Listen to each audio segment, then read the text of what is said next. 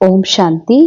ಇಂದಿನ ಮುರಳಿ ದಿನಾಂಕ 17 ಜೂನ್ 2026.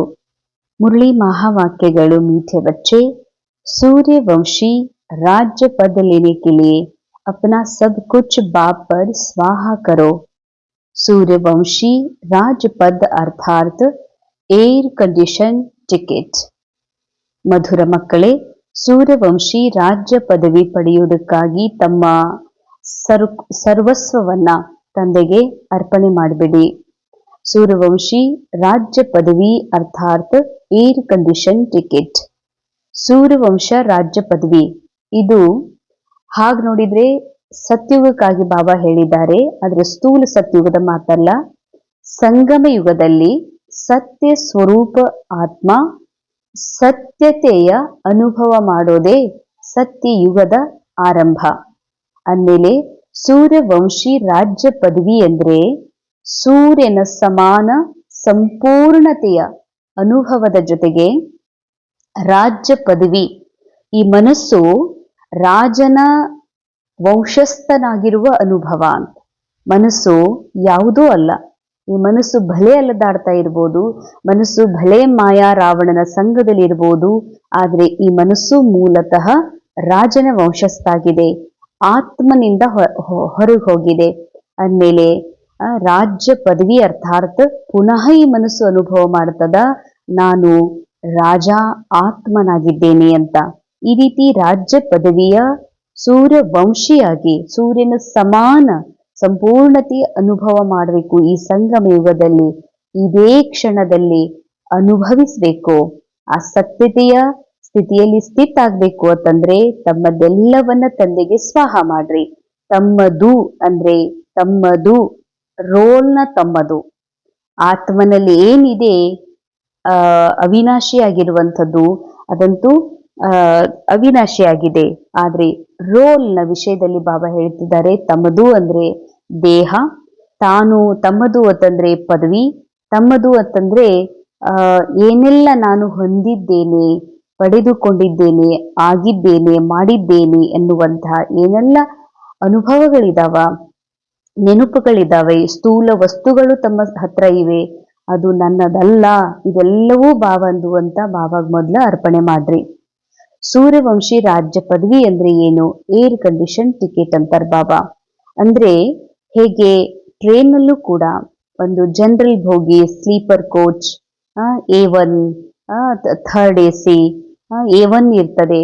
ಹಾಗೆ ಬಾಬಾ ಹೇಳ್ತಾರೆ ಏರ್ ಕಂಡೀಷನ್ ಟಿಕೆಟ್ ಅಂದ್ರೆ ಅಲ್ಲಿ ಯಾವುದೇ ತರದ ಅವ್ಯವಸ್ಥೆ ಇರೋದಿಲ್ಲ, ಅಲ್ಲಿ ಹೆಚ್ಚು ಜನಸಂದಣಿ ಇರೋದಿಲ್ಲ, ಎಕ್ದಮ್ ಕ್ಲೀನೆಸ್ ಇರುವಂತಹ ಏರ್ ಕಂಡೀಷನ್ ಟಿಕೆಟ್, ಎಲ್ಲದರಿಂದ ಸುವ್ಯವಸ್ಥಿತವಾಗಿರುವಂತಹ ಒಂದು ಯಾತ್ರ.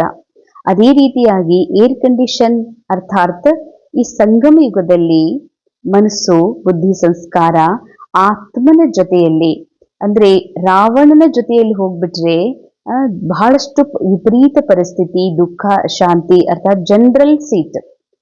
ಯಾವಾಗ ಮನಬುದ್ಧಿ ಸಂಸ್ಕಾರಗಳು ಆತ್ಮನ ಜೊತೆ ಅಲೈನ್ ಆಗಿ ಯಾವಾಗ ಜೊತೆಗೂಡಿ ಆತ್ಮನ ಸಮಾನ ಅನುಭವ ಮಾಡ್ತಾವೋ ಅವಾಗ ಬಹಳ ಸುವ್ಯವಸ್ಥಿತವಾದಂತಹ ಆರಾಮದಾಯಕ ಸಂತೋಷದಾಯಕವಾದಂತಹ ಒಂದು ಜೀವನ ಯಾತ್ರೆಯನ್ನ ಇದೇ ಸಂಗಮ ಯುಗದಲ್ಲಿ ಮಾಡೋದಕ್ಕೆ ಸಾಧ್ಯವಿದೆ. ಪ್ರಶ್ನೆ, ಇಸ್ ದುನಿಯಾ ಮೇ ತುಮ್ ಬಚ್ಚೋ ಸೆ ಅಧಿಕ ಖುಷ್ ನಸೀಬ್ ಕೋಯಿ ಭಿ ನಹಿ ಏಸೆ?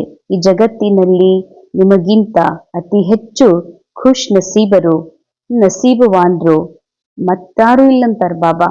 ಹೇಗೆ?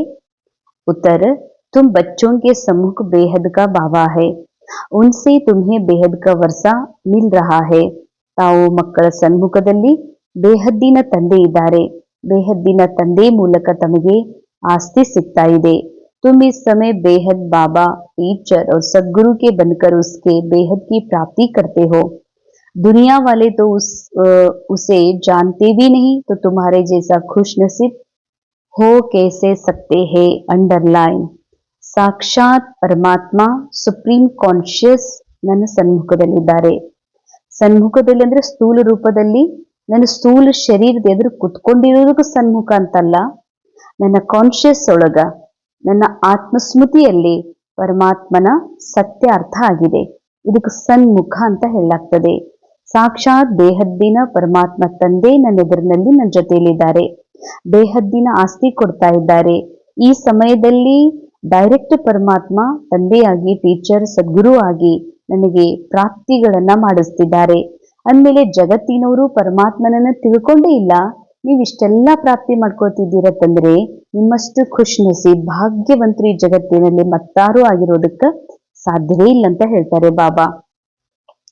धारणेಗಾಗಿ मुख्य सार ಮೊದಲನೆಯದು, जब इस पुरानी दुनिया से मुंह फेर लिया तो फिर ऐसी कोई गफलत नहीं करनी है जो माया अपनी तरफ मुंह कर ले. ಅಂಡರ್ಲೈನ್. ಯಾವಾಗ ಈ ಜಗತ್ತು ಅಸತ್ಯ ಅಂತ ತಿಳಿದು ಈ ಜಗತ್ತಿನ ಕಡೆಯಿಂದ ತಮ್ಮ ಮುಖವನ್ನೇ ತಿರುಗಿಸಿದಿರಂದ್ರ, ಮುಖ ತಿರುಗಿಸೋದು ಅಂದ್ರೆ ಇಂಟ್ರೆಸ್ಟ್ ಅನ್ನ ತೆಗೆದು ಹಾಕಿರಂದ್ಮೇಲೆ ಇದು ಸತ್ಯ ಅಲ್ಲ ಅಂತ ಅರಿವು ಬಂದ್ಮೇಲೆ ಇಂಥ ತಪ್ಪು ಮಾಡ್ಬೇಡ್ರಿ. ನಿಮ್ಮ ಇಂಟ್ರೆಸ್ಟ್ ಈ ಜಗತ್ತಿನಲ್ಲಿ ಜಾಗೃತ ಆಗುವಂತ, ನಿಮ್ಮ ಇಂಟ್ರೆಸ್ಟ್ ಈ ದೇಹದ ಪ್ರತಿಯಾಗಿ, ದೇಹದ ಅನುಭವಗಳ ಪ್ರತಿಯಾಗಿ ಶುರು ಆಗ್ಬಾರ್ದು ಅಂತಾರ ಬಾಬಾ. ಶ್ರೀಮತ್ ಕಿ ಅವಜ್ಞಾ ನಹಿ ಕರ್ನಿ ಹೇ. ಪರಮಾತ್ಮನ ಯಾವುದು ಶ್ರೀಮತದ ಆಜ್ಞಾ ಇದೆ, ಆತ್ಮ ಅಭಿಮಾನಿಯಾಗುವ, ಸತ್ಯದಲ್ಲಿ ಸ್ಥಿತಾಗುವ, ಪರಮಾತ್ಮನ ಸ್ಮೃತಿಯಲ್ಲಿರುವ, ಕರ್ಮಯೋಗಿಯಾಗಿರುವ ಈ ಆಜ್ಞೆಗಳ ಅವಜ್ಞಾ ಮಾಡಬೇಡ್ರಿ. ಬಾಬಾರವರಿಂದ ಪೂರ ಆಸ್ತಿಯನ್ನ ಪಡೆದುಕೊಡ್ರಿ. सेकेंड पॉइंट, बाप पर अपना सब कुछ स्वाहा कर पक्का वारिस बन सतयुगी एयर कंडीशन की टिಕೆಟ್ लेनी है. ತಂದೆಯ ಮೇಲೆ ತಮ್ಮ ಹತ್ರ ಇರುವಂತಹ ಎಲ್ಲವನ್ನ ಅರ್ಪಿಸಬೇಡ್ರಿ. ಯಾಕಂದ್ರೆ ಯಾವುದೂ ನನ್ನದಾಗಿರ್ಲಿಲ್ಲ ಮತ್ತು ನನ್ನದು ಅಲ್ವೇ ಅಲ್ಲ, ಅದು ನನ್ನದಾಗಿರಕ್ ಸಾಧ್ಯ ಇಲ್ಲ ಅಂದ್ಮೇಲೆ ನಾ ಆತ್ಮ ಅವಿನಾಶಿ ಆಗಿರೋದನ್ನು ಬಿಟ್ರೆ ಈ ವಿಶ್ವ ನಾಟಕದಲ್ಲಿ ನನ್ನ ಆಕ್ಟಿಂಗ್ ನ ಜೊತೆಯಲ್ಲಿ ಏನೆಲ್ಲ ಸಿಕ್ಕಿದೆ ಶರೀರ ಸಹಿತ ಇದೆಲ್ಲವೂ ಡೈರೆಕ್ಟರ್ದಾಗಿದೆ ಅಂದ್ಮೇಲೆ ಎಲ್ಲವನ್ನ ತಂದೆಗೆ ಅರ್ಪಿಸಿ ಅವನ್ ಮಗು ಆಗ್ರಿ, ಅವನು ವಾರಿಸಾಗ್ರಿ ಅಂದಾಗ ಸತ್ಯುಗಿ ಆ ಏರ್ ಕಂಡೀಷನ್ ಟಿಕೆಟ್ ಪ್ರಾಪ್ತಿ ಮಾಡ್ಕೊಳ್ತೀರಿ. ಅರ್ಥಾತ್ ಹೈಯೆಸ್ಟ್ ಉನ್ನತ ಸ್ಥಿತಿಯ ಅನುಭವ ಈ ಸಂಗಮ ಯುಗದಲ್ಲಿ ಮಾಡೋದಕ್ಕೆ ಸಾಧ್ಯವಿದೆ. ಏಮ್ ಆಬ್ಜೆಕ್ಟ್ ಕೋ ಬುದ್ಧಿ ಮೇ ರಖ್ ಪುರುಷಾರ್ಥ ಕರ್ನಾ ಹೇ. ಗುರಿ ಉದ್ದೇಶವನ್ನ ಬುದ್ಧಿಯಲ್ಲಿ ಇಟ್ಕೊಂಡು ತಾವು ಪುರುಷಾರ್ಥ ಮಾಡಬೇಕಾಗಿದೆ. वरदान, स्वस्थिति द्वारा सर्व परिस्थितियों का सामना करने वाले ಅವ್ಯಕ್ತ ಸ್ಥಿತಿಗೆ ಅಭ್ಯಾಸಿ ಭವ. ಸ್ವಸ್ಥಿತಿಯ ಮೂಲಕ ಸರ್ವ ಪರಿಸ್ಥಿತಿಗಳನ್ನ ಎದುರಿಸುವಂತಹ ಅವ್ಯಕ್ತ ಸ್ಥಿತಿಯ ಅಭ್ಯಾಸಿಗಳು ಆಗ್ರಿ. जब अव्यक्त स्थिति के अभ्यास की आदत बन जाएगी तब स्वस्थिति द्वारा हर परिस्थिति का सामना कर सकेंगे. ವಿಶೇಷ ಅಂಡರ್ಲೈನ್. ಅವ್ಯಕ್ತ ಸ್ಥಿತಿಯ ಎಷ್ಟೆಷ್ಟು ಅಭ್ಯಾಸ ಮಾಡುವ ಹವ್ಯಾಸ ಆಗ್ತದ ಅಂದ್ರೆ ವ್ಯಕ್ತ ಅಲ್ಲ ನಾನು, ಕಣ್ಣಿಗೆ ಕಾಣುವ ಶರೀರ ನಾನಲ್ಲ, ಕಣ್ಣಿಗೆ ಕಾಣದ ಅತಿ ಸೂಕ್ಷ್ಮ ಆತ್ಮ ಆಗಿರುವ ಅಭ್ಯಾಸ ಎಷ್ಟು ನಿಮಗೆ ಪ್ರಾಕ್ಟೀಸ್ ಆಗ್ತಾ ಹೋಗ್ತದೋ ಅಷ್ಟಷ್ಟು ಸ್ವಸ್ಥಿತಿ ಗಟ್ಟಿಯಾಗ್ತದೆ. ಸ್ವಸ್ಥಿತಿಯಿಂದ ಪರಿಸ್ಥಿತಿಗಳನ್ನ ಎದುರಿಸುವುದು ಕೂಡ ನಿಮಗೆ ಬಹಳ सहज ಆಗ್ತದೆ. और यह आदत अदालत में जाने से बचा देगी. ಇವೆಲ್ಲ ಹವ್ಯಾಸಗಳು ಅಶರೀರಿಯಾಗುವ ಅವ್ಯಕ್ತದ ಅನುಭವ ಮಾಡುವ ಅಭ್ಯಾಸಗಳು ತಮಗೆ ಕೋರ್ಟಿಗೆ ಹೋಗುವ, ಕೋರ್ಟ್ ಕಟಕಟೆ ಹತ್ತುವುದರಿಂದ ಉಳಿಸ್ತದೆ. ಅಂದ್ರೆ ನೀವು ನ್ಯಾಯ ಕೇಳಿಕ್ ಹೋಗುವ ಜರೂರತೆ ಇಲ್ಲ. ನನ್ಗೆ ಅನ್ಯಾಯ ಆಗಿದೆ, ನನ್ಗೆ ಅಪಮಾನ ಆಗಿದೆ, ತೊಂದರೆ ಆಗಿದೆ, ನನ್ಗೆ ಕಷ್ಟ ಕೊಡ್ಲಾಗ್ತಾ ಇದೆ ಅಂತ ನೀವು ಕಂಪ್ಲೇಂಟ್ ಜರೂರತೆ ಇಲ್ಲ. ಒಂದು ವೇಳೆ ನೀವು ಅವ್ಯಕ್ತ ಸ್ಥಿತಿಯ ಅಭ್ಯಾಸ ಮಾಡಿದ್ದೇ ಆದ್ರೆ तो इसलिए अभ्यास को जब ನ್ಯಾಚುರಲ್ और ನೇಚರ್ बनाओ. ಈ ಅಭ್ಯಾಸವನ್ನ ಬಹಳ ಸರಳ ಮಾಡ್ಕೊಡ್ರಿ, ಕಠಿಣ ಅಲ್ಲ ಇದು ಮಾಡ್ಬೇಕಲ್ಲ ಅಂತ.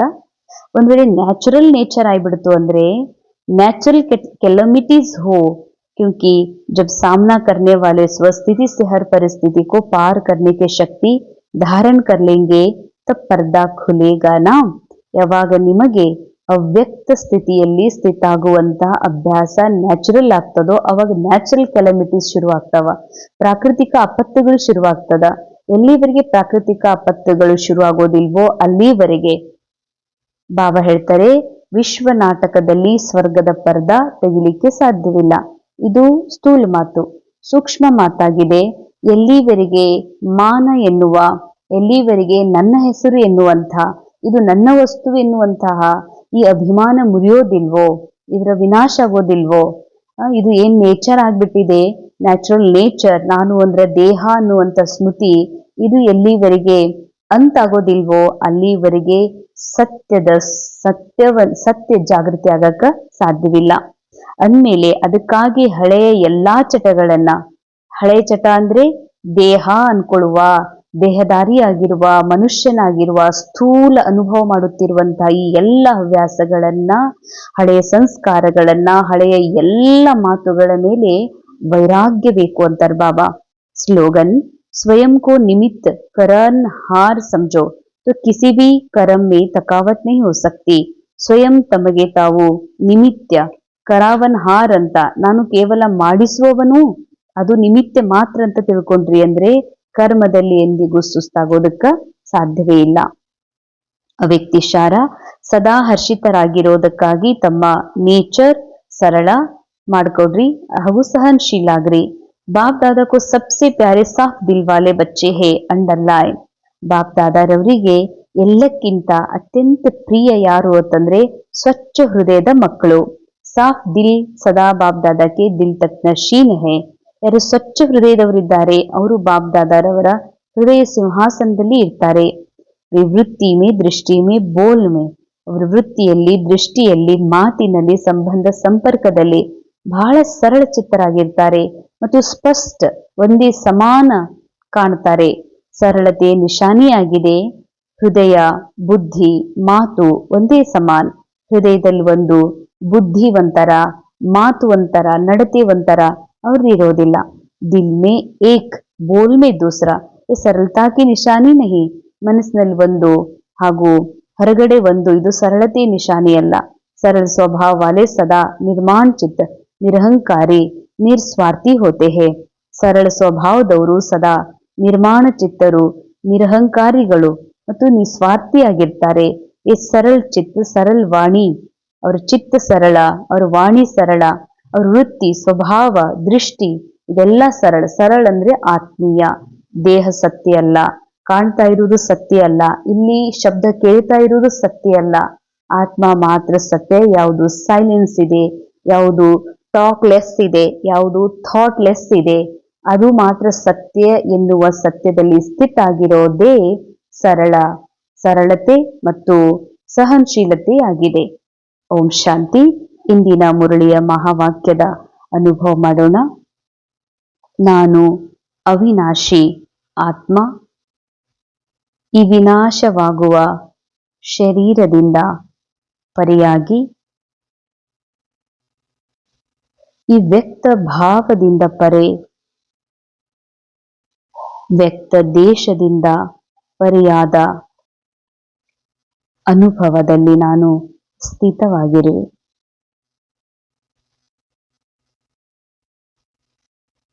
ಈ ವ್ಯಕ್ತ ಪ್ರಪಂಚವು ಕೇವಲ ಮನರಂಜನೆಗಾಗಿ ನಿರ್ಮಿತವಾದ ಆಟದ ಮೈದಾನ, ಕರ್ಮ ಕ್ಷೇತ್ರವಾಗಿದೆ. ನಾನು ಆತ್ಮ ಕರ್ಮಾತೀತ್, ಕೇವಲ ವೀಕ್ಷಕನಾಗಿದ್ದೇನೆ. ಹೀಗಾಗಿ ನನ್ನಲ್ಲಿ ನಾನು ಆತ್ಮನಾಗಿರುವ, ಅವಿನಾಶಿಯಾಗಿರುವ ಸತ್ಯವು ಸಂಪೂರ್ಣ ಜಾಗೃತವಾಗಿದೆ. ಯಾಕೆಂದರೆ ಅಜ್ಞಾನ ಕಾಲದಲ್ಲಿ ನಾನು ನನಗೆ ಸ್ಥೂಲ ದೇಹವೆಂದು ದೇಹದ ಪ್ರಪಂಚದಲ್ಲಿ ಮುಳುಗಿ ಹೋಗಿದ್ದೆ. ಕೇವಲ ದುಃಖ, ನಿಂದನೆ, ಅಪಮಾನಗಳ ಅನುಭವ ಮಾಡುತ್ತಿದ್ದೆ. ಈಗ ನನಗೆ ಅರಿವಾಗಿದೆ, ಪರಮಾತ್ಮನ ಸತ್ಯ ಜ್ಞಾನದಿಂದ ಈ ಪ್ರಪಂಚ ಯಾವುದು ಕಣ್ಣಿಗೆ ಕಾಣುತ್ತಿದೆ, ಈ ಕಣ್ಣುಗಳೇ ಸತ್ಯವಲ್ಲ. ಈ ದೃಶ್ಯಗಳು ಕೇವಲ ಸ್ವಪ್ನದ ದೃಶ್ಯಗಳು ಮಾತ್ರ. ನಾನು ಆತ್ಮ ಚೇತನ, ಕೇವಲ ಚೇತನ ಮಾತ್ರ ಸತ್ಯವಾಗಿರುವೆನು. ಹಾಗೂ ನನ್ನ ತಂದೆ ಪರಮಾತ್ಮ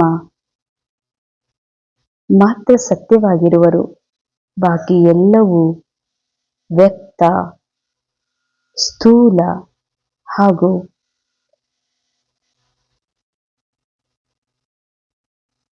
ನನ್ನಿಂದ ಪರೆಯಾಗಿರುವ ಪ್ರಪಂಚವಿದು.